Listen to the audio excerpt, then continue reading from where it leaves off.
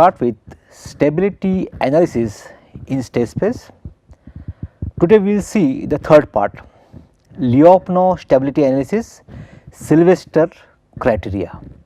In this we will study concept of linear and nonlinear systems, quadratic function, and third one, Sylvester criteria for definiteness of quadratic function. As we have to study Lyapunov stability criteria, but the main important thing in Lyapunov stability criteria is that this criteria is useful for both linear as well as nonlinear systems. Therefore, now we have to study what is the difference between a linear and nonlinear system. Sometimes we say that y equal to x or y equal to mx. So, this particular system we call as a linear system, but when we are saying y equal to x square, this is a nonlinear system. So, why we are saying this is linear or nonlinear? Suppose let us say you have a friend, a very good friend. In the morning he meet you. So, what will happen? He is smiling. So, morning he is smiling, but when he will meet in the evening, we will find that he is not smiling, he is just crying, he is not in good mood. So, then you are imagining why this has happened. Morning he is smiling and evening he is crying, so behavior is not good. So, that behavior is called nonlinear system. If a behavior of a person is same every time, then this is called a linear system. Now, what is the difference between this basic difference between the linear and nonlinear system? The first important point is that in linear and nonlinear system, that is homogeneity principle and superposition principle is not applicable in case of nonlinear system, whereas it is applicable in case of linear system. Just see it. Suppose I have taken a plant g of s. Now, here this is input and here is the output. Let us say the input for this plant is given as u1 of t and u2 of t, and output is y1 of t and y2 of t. So, 2 input, 2 output. Now, I am writing down the equation here like this: differentiation of dt r1 into u1 of t. So, r1 is any arbitrary constants. So, this I can write down as r1 differentiation with respect to t, that is u1 of t.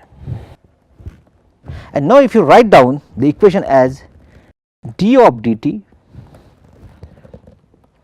r1 into u1 of t plus r2 into u2 of t, similar to r1, here r1 and r2 are the arbitrary constants. So, now we can write down this as r1 into differentiation of t, that is u1 of t plus r2 differentiation of t into u of t. So, this nothing but the principle of superposition, and this part is nothing but the principle of homogeneity. So, whenever system is linear, both these superposition, which both means principle of superposition and homogeneity are applicable, whereas in nonlinear system these things are not applicable. Then you find that in linear system we are using the concept of Laplace transform.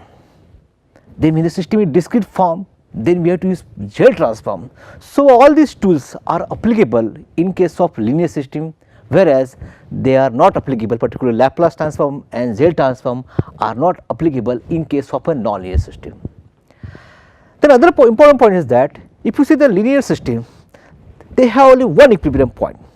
let us say I have taken a pendulum here, this is a pendulum, this is point, this is the equilibrium point.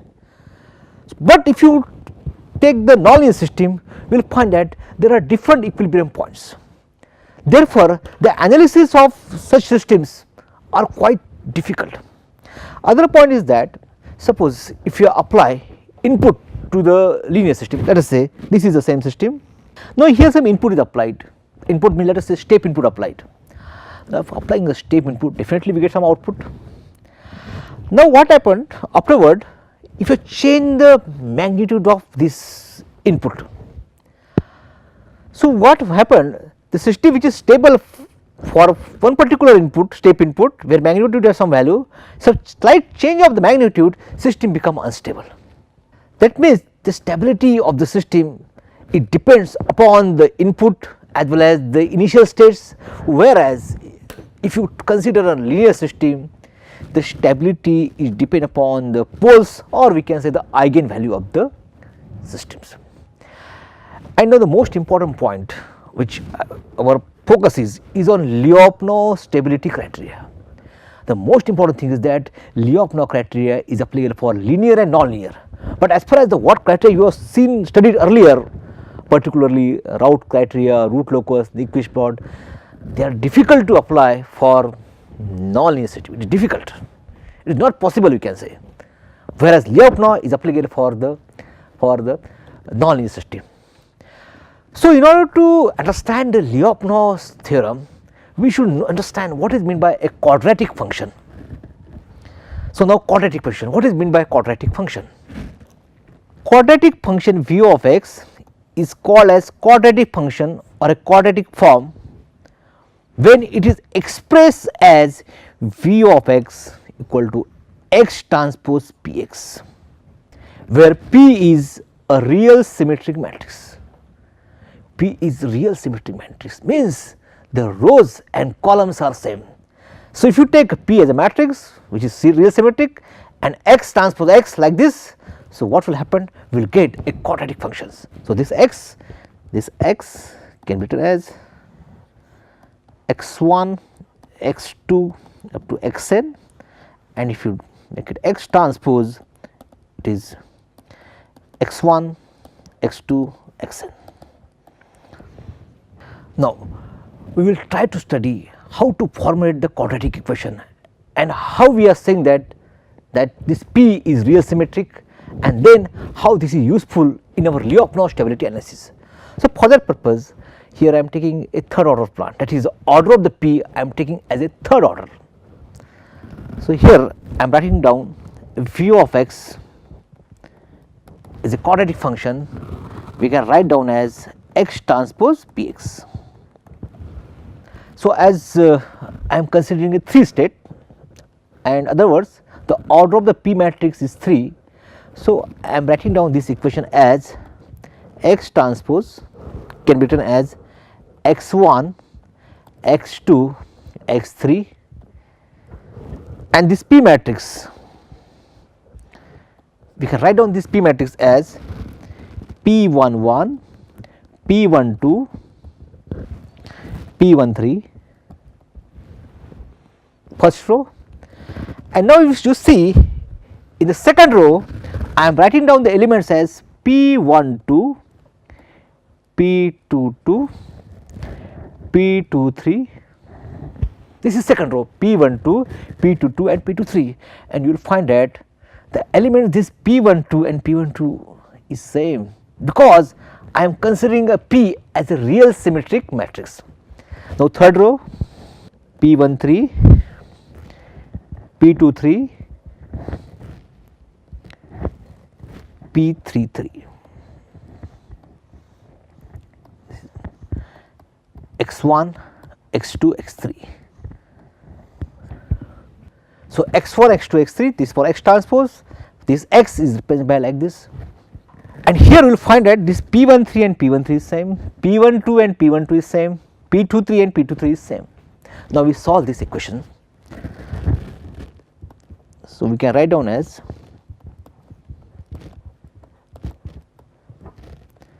and here we can write down as Now this complete row we have to multiply it with this column. So how to get P11 into x1, P12 into x2, P13 into x3. So we can write down as P11 into x1, P12 into x2 plus P13 into x3.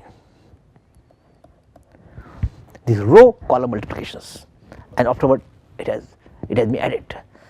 Now about the second row. Second row is P12 into x1 plus P22 into x2 plus P23 into x3. This second row, this column, and now third row with this column. So we can write down as P13 into x1 plus P23 into x2 plus P33 into x3.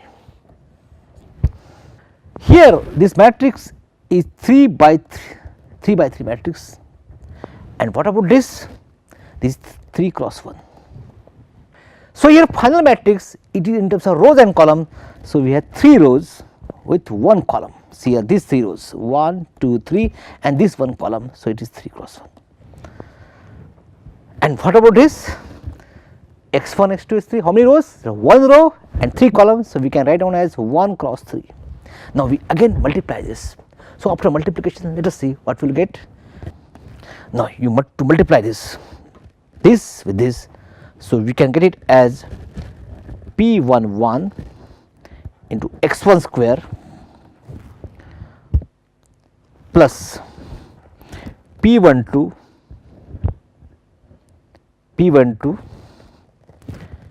x1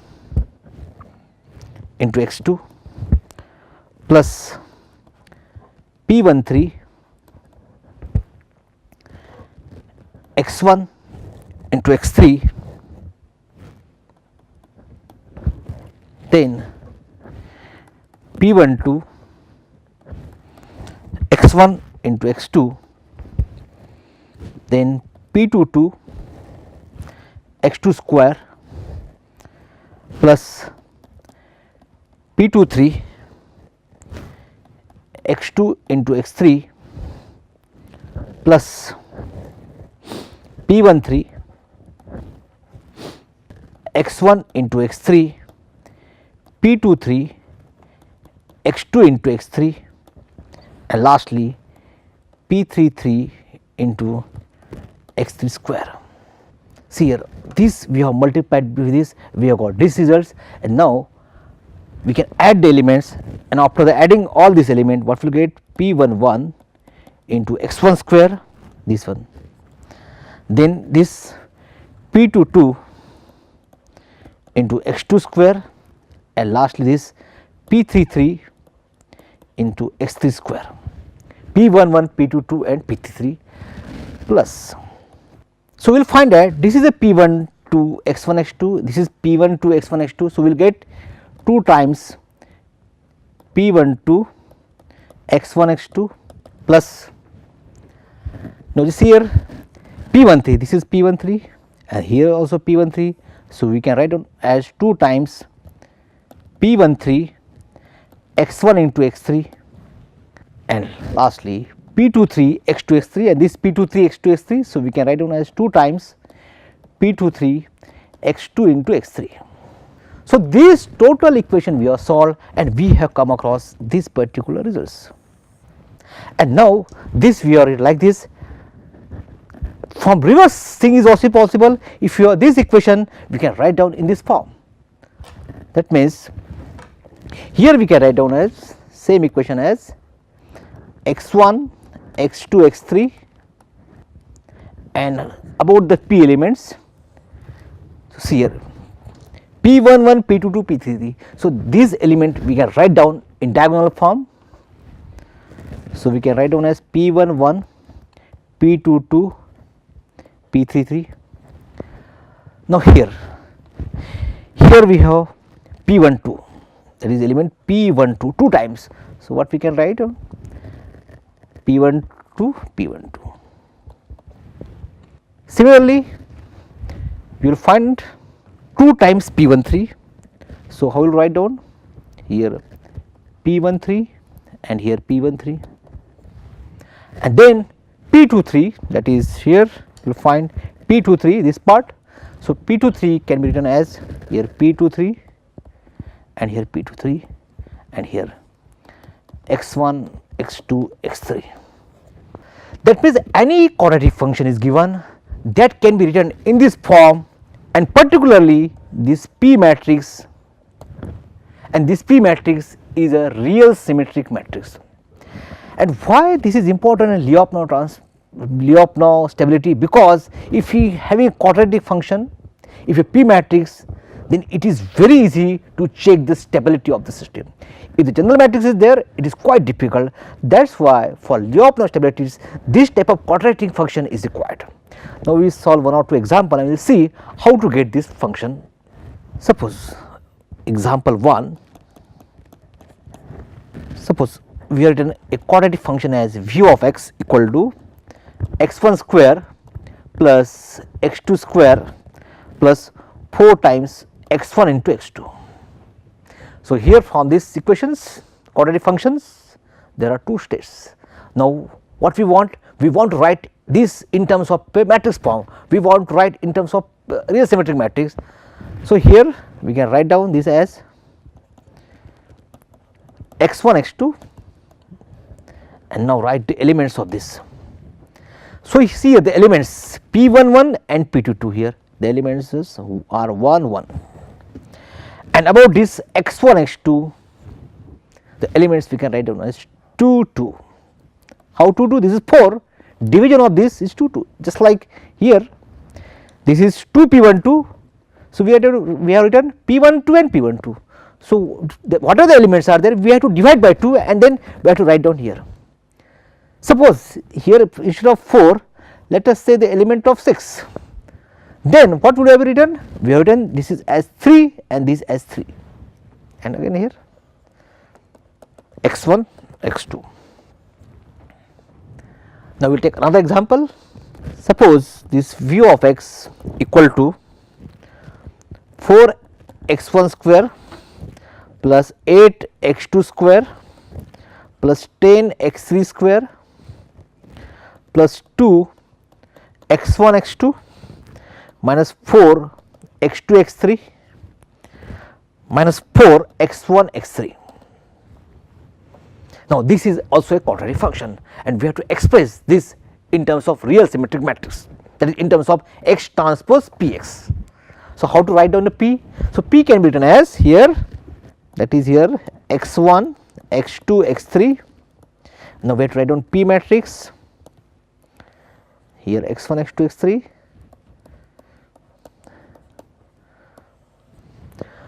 So, first of all we have to write down the diagonal elements. So, which are diagonal elements? Diagonal elements means you just take the square elements, square, let us say x1 square, x2 square, x3 square. So, we write down the elements 4 8 10 in diagonal form, that is we can write down as 4 8 and 10.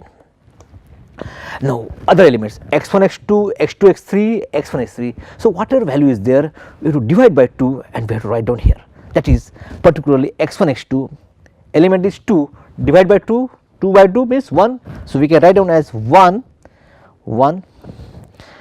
Then about this 4 x2 x3. So, divide by 2 we will get minus 2 and minus 2. So, we can write down here minus 2 and about this x1 x3 we can write down as again minus 4 minus 2 and minus 2. So, here minus 2 and minus 2, and now this is P matrix, and this is complete a quadratic function. Now, here one problem is there, this P has come. Now, from this P can we get some idea about the eigenvalues of these P matrix, in which side they are lying, whether the left side, right side. And here I am not talking about the imaginary axis, because real symmetric matrix involves the elements on the real axis, that is we will get the elements on this axis, real axis, no complex conjugate elements. Then this quadratic function, can it use for stability of the system? Now, first of all we will see how to handle this that is how to get the information about the eigenvalues of this matrix P. So, in order to get some information about the eigenvalues, not likely stability, because Sylvester, the criteria which you are developing without knowing whether it is useful for stability or not. Therefore, here only we are focusing on whether to get means in which direction we are getting roots, whether on the left side or the right side. So, for that purpose in literature one criteria is there, well famous criteria, that is called Sylvester criteria, and that criteria is useful in order to determine the definiteness. Definiteness means whether the roots or eigenvalues on the left side, right side or at the particularly origin. To see it, Sylvester criteria for definiteness of a quadratic function. Now, consider a quadratic function as v of x equal to x transpose px. So, what Sylvester criteria say? In order that the quadratic function be positive definite, it is necessary and sufficient that the determinant of the principal minors of p, that is the magnitude, should be positive. A scalar function v of x is negative definite if minus v of x is positive definite. In this, the principal minors are calculated as leading principal minors. That is, this criteria is basically based on principal minors. That is, for example, this is a P matrix, nth order matrix. Now, we have to determine the leading principal minors. So, which are the leading principal minors in this case? So, here let us say A11, this is 1, this A11, A12, A12, A22, this is another, see here this is A11 here showing, and this is like this, and similarly we can go for another third principal minus, fourth, like this, and finally it is complete determinant. So, it has been said that if all these principal minors or the determinant of these principal minors are greater than 0, we can say that this given system matrix P is positive definite. That means, this magnitude of A11 should be greater than 0. Similarly, this magnitude, let us say we can write on as a B, this B must be greater than 0, and total matrix, the determinant of complete matrix, let us say C, we define it, let us say define as C, C must be greater than 0. So, if this is the case, then we call as a positive definite matrix.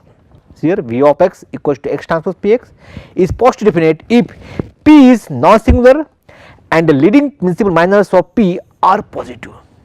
In other words, it can say that here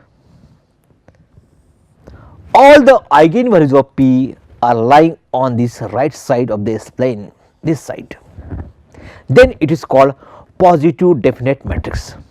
Now, there is another word, positive semi-definite, same function. How to define a positive semi-definite matrix?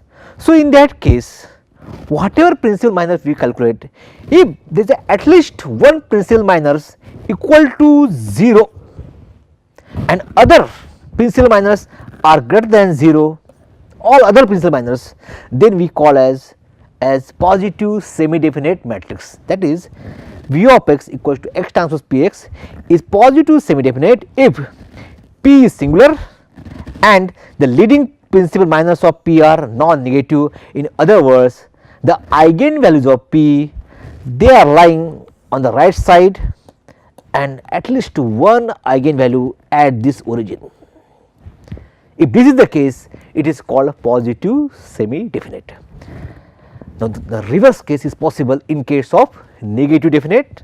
So, V of x is negative definite if and only if the leading principal minors of P are negative, that is all eigenvalues of P are negative. That means, V of x is negative definite if the eigenvalues of P are lying on the left side of the S plane. Then that particular matrix P or real segment matrix P is called negative definite, and similarly V of x is negative semi-definite if and only if the leading principal minors of P are non-positive, that is at least one eigenvalues of P should be 0. It means that This particular P matrix is negative semi-definite if there are some eigenvalues on the left side of the S plane and at least one eigenvalue at the origin, then this V of x is called negative semi-definite. Now, we see one example. Consider the real symmetric matrix A as 1 1 1 1 1 1 1 1 0. Now, our aim is to check the definiteness of this matrix, whether it is positive definite, positive semi definite, negative definite, negative sigma definite, or in other words, that is one definition is called indefinite. Indefinite means that if there are eigenvalues on the right side, left side at the origin, then it is called indefinite matrix. There is no definiteness, only indefinite. So, see this is example. So, now you use the concept of the Sylvester criteria and you will find that this type of this criteria is given or what I explained in most of the textbook. So, it says that in order to check the definiteness of A, we have to determine the all leading principal minors. So, for this matrix A, we start developing the leading principal minors. So, first minor is 1, see here this 1, now here it is 1, this 1 is greater than 0. Now, we go for the second principal minors. For second principal minors, we will like this 1 1 1 1, so it is 0, that is 0, and third this one 1 1 1 1 1 1 1 1 0, see this. So, this is determinant of this is 0. So, 0 0 and greater than 0. So, this is the condition of positive semi definite. So, by means of this we have got the matrix A as positive semi definite matrix. As the definiteness is concerned with the eigenvalues, we have seen that if this matrix is positive definite, that means that all eigenvalues must lie on the right side of the S plane, that means it must have eigenvalues either here, here, here. That means one eigenvalue should be at origin and remaining eigenvalues at the right side of the S plane, then and then this condition is satisfied. Now, what we do? Now, we just calculate the eigenvalues of this matrix A.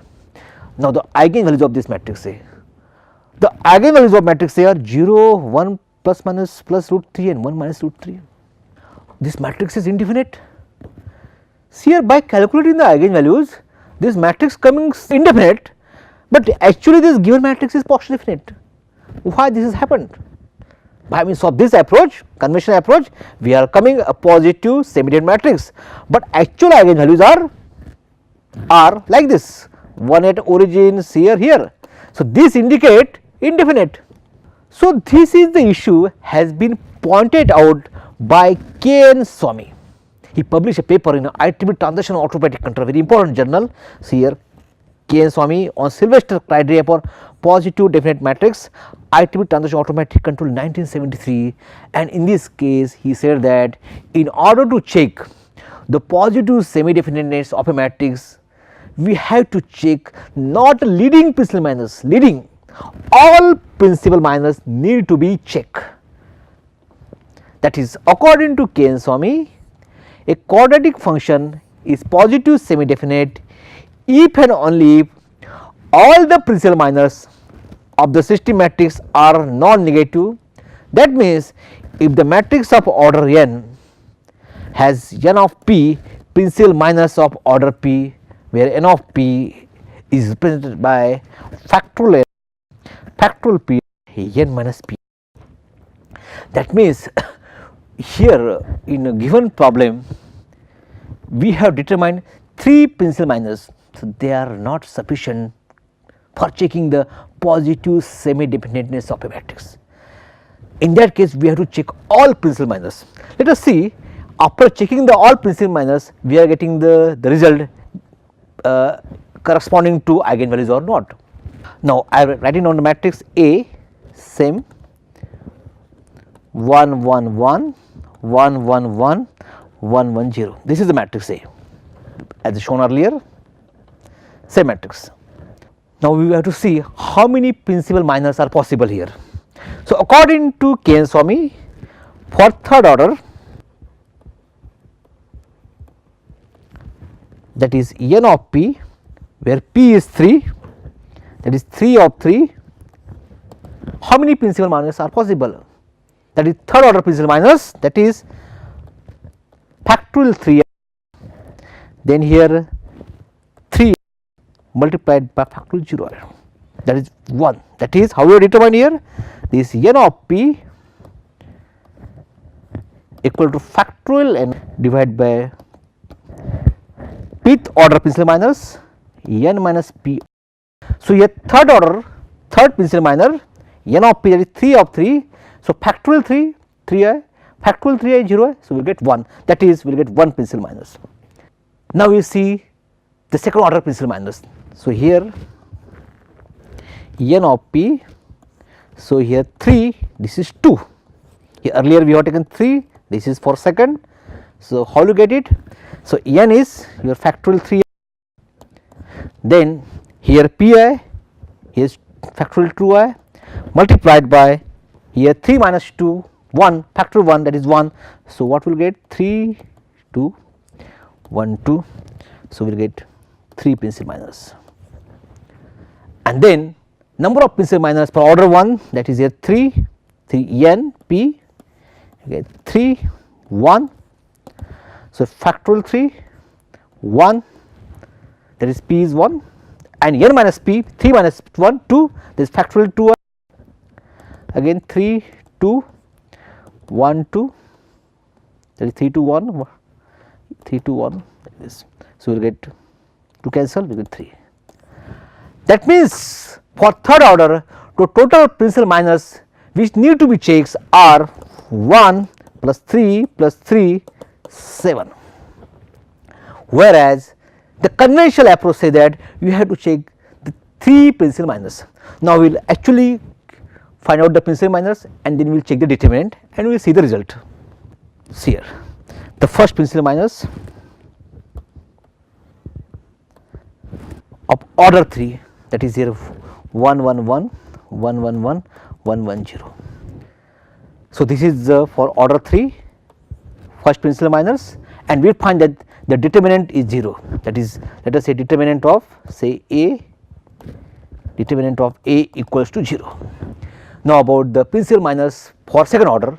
So, here we can get it as for second we will get it at first principal minors as for with respect to 1 here 1 1 1 0, then second we will get it as with respect to this we will get 1 1 1 0, and for with respect to this we can write at 1 1 1 1.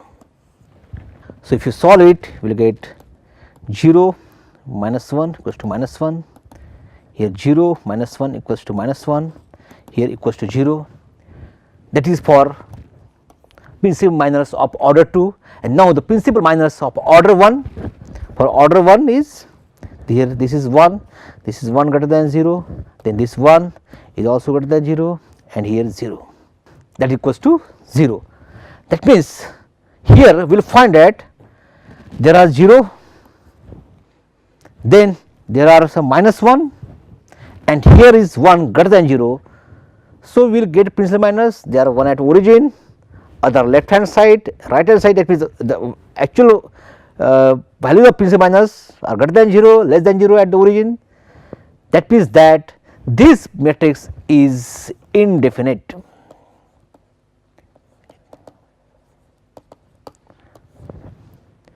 Indefinite.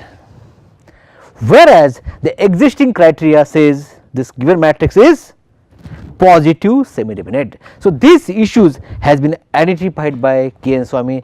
Therefore, whenever we require to check positive semi-definiteness of a matrix, we have to check all the principal minors, not the leading principal minors. Now, whatever I have taught, particularly this this quadratic function, now this function will be useful in checking the stability of the system. The Lyapunov, Lyapunov is basically Lyapunov is scientist who developed this theorem. He has used this concept in checking the stability of both linear and non-linear system. These are some references: I. J. Nagarath, Gopal, D. Roy Chaudhary, and this K. N. Swami, the paper which we are referred to. Thank you.